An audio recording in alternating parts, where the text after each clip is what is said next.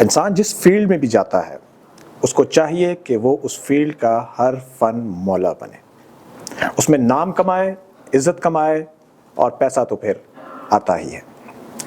आज मेरे शो के जो मेहमान हैं वो अपनी फील्ड में हर फन मौला हैं। आप फिल्म, ड्रामा, स्टेज और डायरेक्शन से वाबस्ता हैं, सितारा इम्तियाज़ के हामिल हैं। इसके अलावा NCA से आपने तालीम हासिल की हुई है।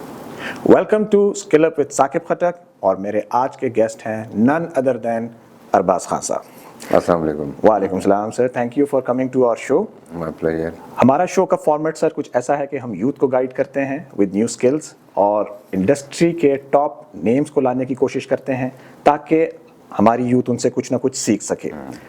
तो सर शुरुआत करते हैं उस यंग अरबाज खान से जिसने पहली फिल्म दी और धूम मचा दी। इसमें जो चीज़ मैं चाहता हूं कि हमारी यूथ आपसे सीखे वो है सर प्रेशर हैंडलिंग। आपके अगेंस्ट हीरोइन जो थी वो उस वक्त की माया नाज हीरोइन थी, डायरेक्टर उस वक्त पाकिस्तान के सबसे टॉप डायरेक्टर थे। उस पूरे सेट पे अगर मैं देखता हूं तो सिर्फ एक यंग लड़का जो था वो अनएक्सपीरियंस था, उसका पहला प्रोजेक्ट था। तो कैसे अरबाज खान ने उस प्रेशर को हैंडल किया? ये आप ऐसा समझ लें कि जिसे कहते हैं ना, एक ब्लेसिंग इन डिस्गाइज हुआ कि देखें, आप जब भी हमेशा कोई भी आप फील्ड ले लें, जब उसमें कोई डेब्यूटेंट आता है या उसका डेब्यू होता है तो उसका पता तभी चलता है कि जब वो एक तगड़ी टीम के साथ आए, तभी उसको एक पैशन मिलता है, एक रिएक्शन मिलता है, एक मोटिवेशन मिलती है, तभी वो अच्छा कर पाता है। और मेरे लिए ये बड़ा अच्छा हुआ कि मेरी जो पहली टीम थी वो इतनी कॉम्पिटेंट थी, और आप वाली बात कि सभी बड़े सीजन थे, बड़े एक्सपीरियंस थे, और मैं उनमें बिल्कुल एक कॉलेज गोइंग स्टूडेंट। और अचानक 3 दिन पहले फिल्म साइन होती है और 3 दिन के बाद मेरी शूटिंग होती है। गो के फैमिली में वो एक एम्बियंस था, वो एक एटमॉस्फेयर था वाले साहब की वजह से, आसिफ खान साहब की वजह से। लेकिन मेरा सच कभी कोई शौक नहीं था फिल्मों में काम करने का। I was not keen to. और ऐसी ही अचानक बात हुई कि अच्छा यार, वो एक नई फिल्म बन रही है और उनको एक नया लड़का चाहिए। मैं चला गया, मैंने एक फ़ोटो शूट करवाया, सैयद नूर साहब ने वो पिक्चर्स देखी और उन्होंने मुझे बुला लिया। अब उनको पता था कि यार एक चीज़ इसके ब्लड में तो है, लेकिन उसको थोड़ा अराउज करने में टाइम लगता है। फिर एक फील्ड और है, मैं एजुकेशन कर रहा था NCA से, तो लाइक समहाउ मुझे उसकी वो जो होता है ना, नोक झोंक का पता नहीं था। तो उन्होंने ऐसा नहीं किया कि मुझे पहले दिन बुला के तो ऑल ऑफ अ सडन मेरे सामने कैमरा रख दिया और मुझे कहा कि ये डायलॉग बोलो। हम शूटिंग कर रहे थे, हुमायूं कुरैशी साहब, अल्लाह ताला उनको ज़िंदगी दे, उनके घर में बड़ा खूबसूरत घर उन्होंने बेसिकली एक शूटिंग के पॉइंट ऑफ व्यू से वो डिज़ाइन किया था, सेट ही लगता था। वो तकरीबन हमारा स्पेल था 20 से 25 दिन का। तो वो मुझे पहले कहते थे कि यार तुम आओ, डेली आके बैठो। तो कैन यू बिलीव कि मैं सुबह 9 बजे जाता था, जब यूनिट भी नहीं आया होता था तो मैं वहाँ इंतज़ार करता था।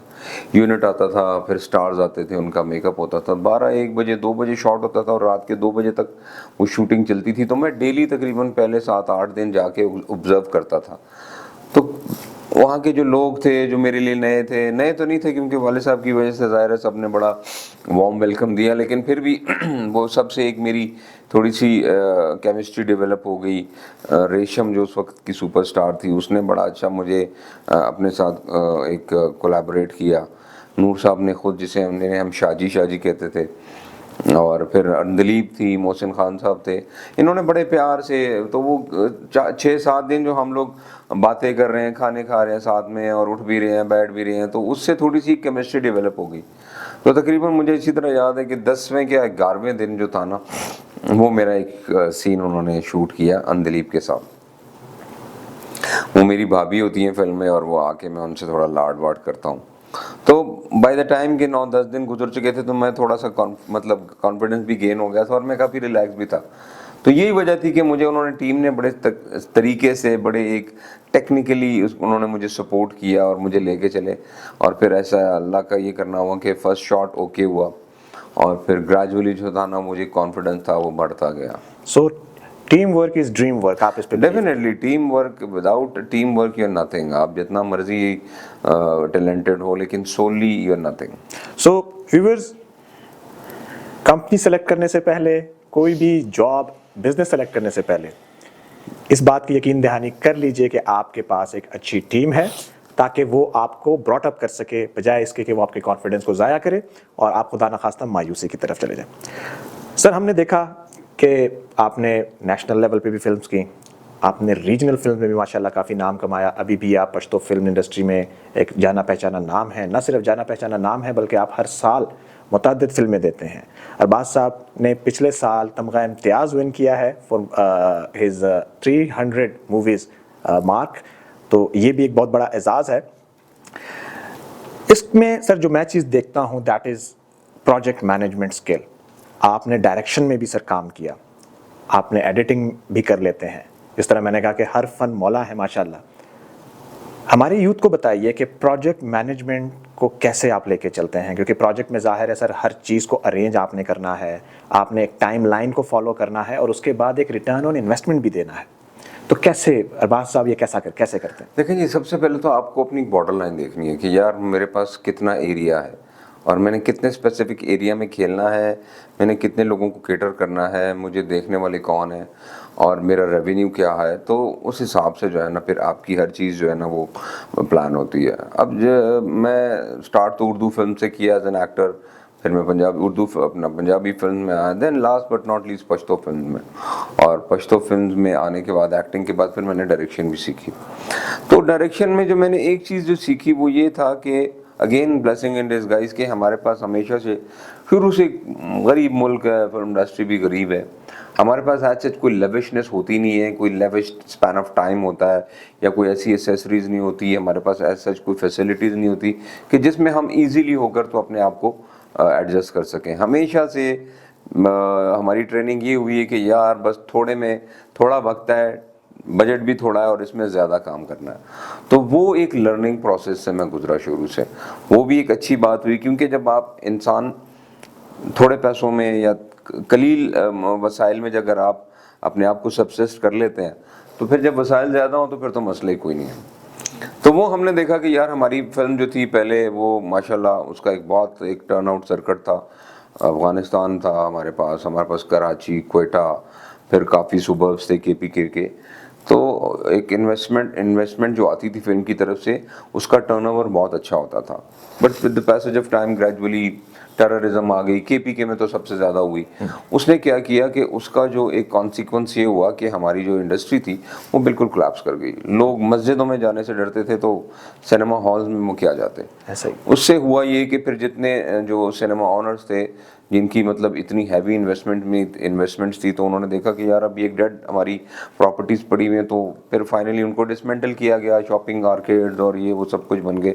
हालांकि एक लॉ ये है कि जब भी कोई सिनेमा हॉल डिसमेंटल होता है, अगर आप उसके ऊपर कोई शॉपिंग आर्केड बनाते हैं तो सिनेमा हॉल डेफिनेटली बनेगा, चाहे उस तरह का ना हो, छोटा हो, लेकिन नोबडी बॉदर्स अबाउट कि यार पाकिस्तान में क्या है क्या नहीं है। ऐसा ही तो वो करते करते फिर ये हुआ, जो हमारे पास 25 से 30 सिनेमा हॉल्स थे KP में, अब वो कन्फाइन होके 7 से 8 रह गए हैं। और दिन ब दिन महंगाई बढ़ रही है, जो एक्सपेंस है वो कॉस्ट ऑफ प्रोडक्शन है वो बढ़ रही है। उसमें फिर हमने क्या किया कि हमने ये सोचा कि यार एक तो हम एक मल्टी कास्ट फिल्म नहीं बनाते, हम थोड़ा सा उसको, हमारी स्क्रिप्ट्स ऐसी हो कि वो सिंगल हीरो स्टोरी हो, सिंगल हीरो ओरिएंटेड हो और एक उसमें एक विलन हो और ज़्यादा एग्जैजरेटेड ना हो। और फिर हम कोशिश ये करते हैं कि कम वक्त में ज़्यादा काम करें। हम आउटडोर जाते हैं तो हम सुबह 9 बजे जो है ना वो कैमरा रोल करते हैं और रात 10 बजे तक जो है ना मैक्सिमम काम करके, तो within like fortnight 14 to 15 days में हम लोग पूरा कैमरा पैकअप करके वापस आ जाते हैं। राइट। सो यूथ इसमें जो आप लोगों ने जो मेरे लिए सबसे बड़ी लर्निंग है वो ये है कि कोई हिम्मत नहीं हारनी चाहिए। अरबाज साहब की बात से मुझे बड़ी हिम्मत मिली कि डिस्पाइट सच कंडीशंस आपने हिम्मत नहीं हारनी। जो भी अवेलेबल रिसोर्सेज हैं, सेकंड लर्निंग हमारी ये है कि उन अवेलेबल रिसोर्सेज में आपने अपनी क्रिएटिविटी को लेकर आना है। ये रोना नहीं रोना कि जी वो वहाँ तो ये हो रहा है तो मुझे नहीं वो एक्सक्यूजेज नहीं देनी, आपने अपनी एक्सेलेंस दिखानी है। एग्जैक्टली। और थर्ड ये है कि उन सब चीज़ों से आगे न्यू इनोवेशंस को भी लेके आना। अभी मैं इनोवेशंस पे सर से बात करता हूँ। सर स्टेज जिसमें गलती की कोई गुंजाइश नहीं, माशाल्लाह आपने वहाँ परफॉर्म किया। फिर टीवी एक डिफरेंट मीडियम है, ज़ाहिर है बॉडी लैंग्वेज डिफरेंट हो जाती है, डायलॉग डिलीवरी डिफरेंट हो जाती है। बड़ी स्क्रीन उसका एक्सपीरियंस एक डिफरेंट है, बॉडी लैंग्वेज डिफरेंट है, डायलॉग डिलीवरी डिफरेंट है। चेंज होना कितना ज़रूरी है आपकी नज़र में? ट्रांसफॉर्मेशन की बात करें आप। जी सर। हाँ, उसमें देखें उसमें लक भी काउंट करता है डेफिनेटली।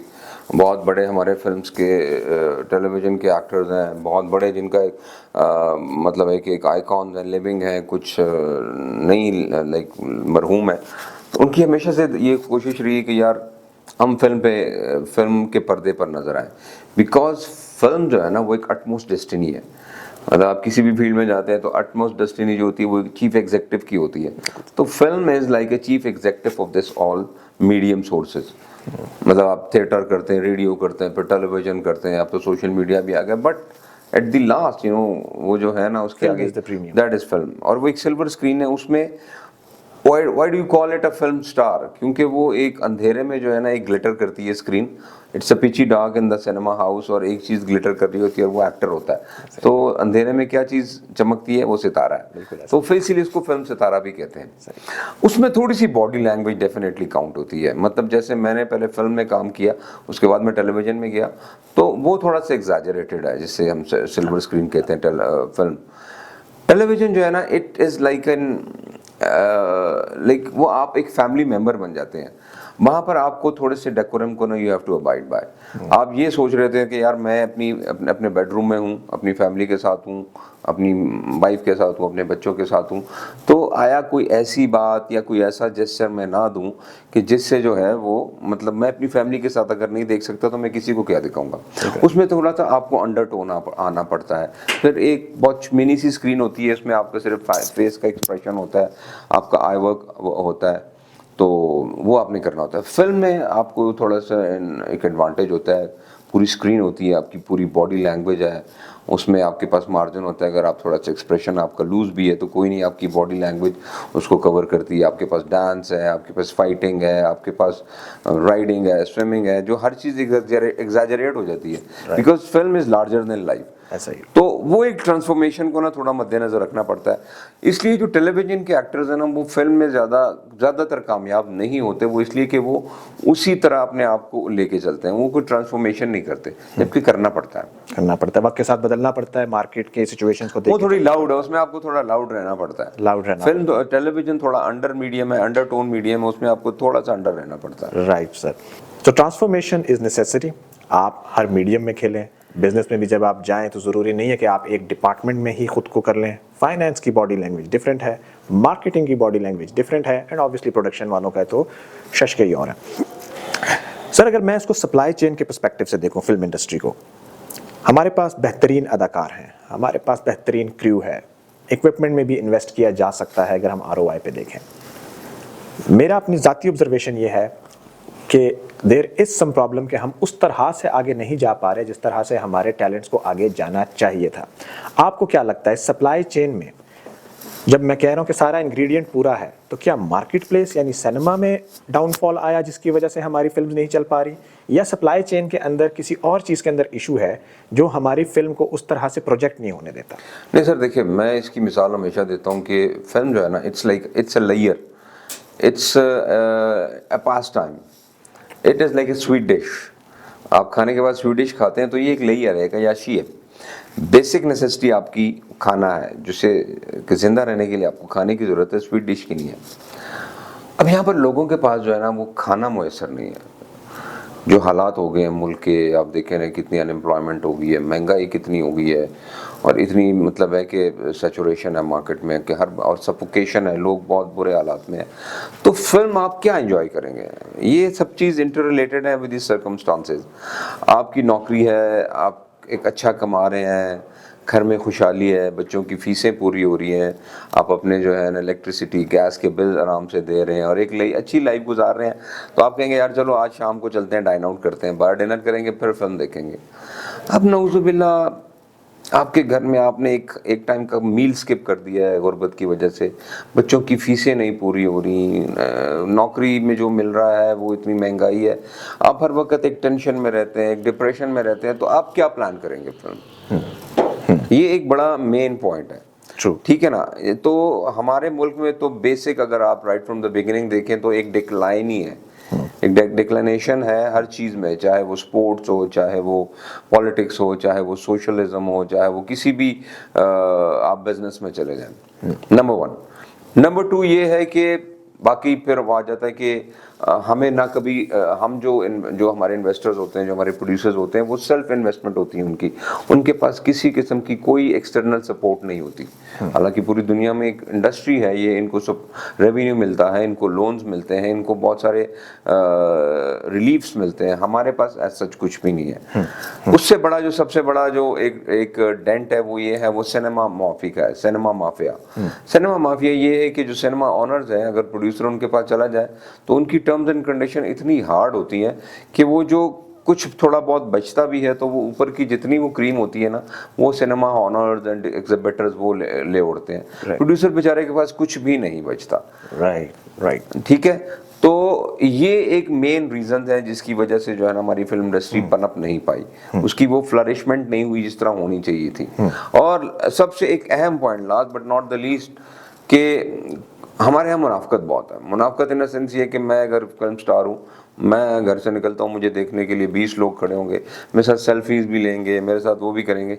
लेकिन जब मैं किसी बैंक में जाता हूँ, अपने नाम की गाड़ी लीज करना चाहता हूँ, कहते हैं सर सॉरी, हम फिल्म स्टार्स को या शोबिज से रिलेटेड लोगों को गाड़ी नहीं दे सकते। अरे वाह, क्यों भाई? सर ये है, हमारी पॉलिसीज नहीं है, हमारी ये नहीं है, क्योंकि इनकी कोई एज सच तो फिक्स्ड इनकम है नहीं, हवाई रोजी है। मैंने कहा यार, मतलब ये एक लेम एक्सक्यूजेज है। इसी तरह मैं किसी घर में जाऊंगा, अगर मुझे रेंट पे घर चाहिए, वो जो ऑनर होगा वो मेरी बड़ी रिस्पेक्ट करेगा। एंड ऑफ द डे जब मैं उसको बोलूंगा कि मुझे आपका घर किराए पे चाहिए, होगा सॉरी सर, शोबिस के लोगों को हम घर नहीं देते। मतलब एक हिपोक्रेसी, एक डबल स्टैंडर्ड आ गया ना। या तो हमारे जो लोग हैं उन्होंने लोगों के ज़हनों में इस फील्ड के बारे में ऐसी अजीब सी बातें डाल दी है कि वो एक तरफ हमें प्यार भी करते हैं, दूसरी तरफ उस चीज को एक्सेप्ट भी नहीं करते। No doubt. तो ये कुछ ऐसे पॉइंट्स हैं जिसे कि मेरा ख्याल है कि हमें इरेडिकेट करना चाहिए। दुनिया बहुत आगे जा चुकी है और ये एक ऐसा मीडियम है जिसमें कि आप बहुत सारी चीज़ों को आगे लेके चल सकते हैं। एक एक्टर या एक सेलिब्रिटी जब कोई बात करता है तो उसे लोग ऑन करते हैं। बिल्कुल ऐसा ही है। तो बस ये हमारी बदकिस्मती है। Thank you so much for your time sir, आप हमारे शो में आए। एज अ क्लोजिंग नोट, मैं चाहता हूं कि आप यूथ को अपने दिल से कोई पैगाम दें स्किल अप के हवाले से। देखिए सर, यूथ को मैं सिर्फ ये कहना चाहूँगा कि आप जो भी करना चाहते हैं ना, come up with your own innovations. Copy मत करना। आप कॉपी करेंगे, आप किसी की कोई भी चीज़ उठा के इमिटेट करेंगे, जीरोक्स कॉपी करेंगे, उसमें आपका क्या है? आप चीज़ किसी भी फील्ड में हो, आप कहीं नहीं बुरा काम करें, एक बार फेलियर होगा, 2 बार होगा, 3 बार होगा, लेकिन फाइनली आप उसको ओवरकम करके कोई एक इनोवेशन करेंगे जिससे दुनिया मानेगी। नंबर 2 ये कि कांस्टेंट एफर्ट्स रखें। मतलब है कि बहुत सारी जो है ना हैजर्ड्स आएंगी, ऑब्स्टिकल्स आएंगे, हिंड्रेंसेस आएंगे, लेकिन you don't have to give up. अपना काम करें और एंड ऑफ द डे दुआ करें कि इस मुल्क को अल्लाह ताला अपने हिफ्ज़ व अमान में रखे, क्योंकि ये मुल्क है तो हम है। और जो हालात चल रहे हैं वो बहुत ही कशीदा है, बहुत ही सफोकेशन है, लेकिन बहरहाल हर एक भयानक और एक अंधेरी रात के बाद एक बड़ी रोशन तुलू शहर का हमेशा से इंतज़ार रहता है, और वो कुदरत कानून है कि वो होगी, ज़रूर होगी। तो दुआ है कि इस मुल्क का रोशन, इस मुल्क का जो मुस्तकबिल अल्लाह ताला उसको मज़ीद रोशन करे, ताबनाक करे। इस मुल्क से प्यार करें और खुदारा इस अपने पाकिस्तान से प्यार करें। मेरी दुआ है कि हमारा ये पाकिस्तान कायम रहे, ताकि पाकिस्तान है तो मैं हूँ, आप हैं, आप सब हैं। Thank you so much sir. इसके साथ ही हम इजाज़त चाहेंगे। Stay tune to our channel for more exciting videos. अल्लाह हाफ़िज़।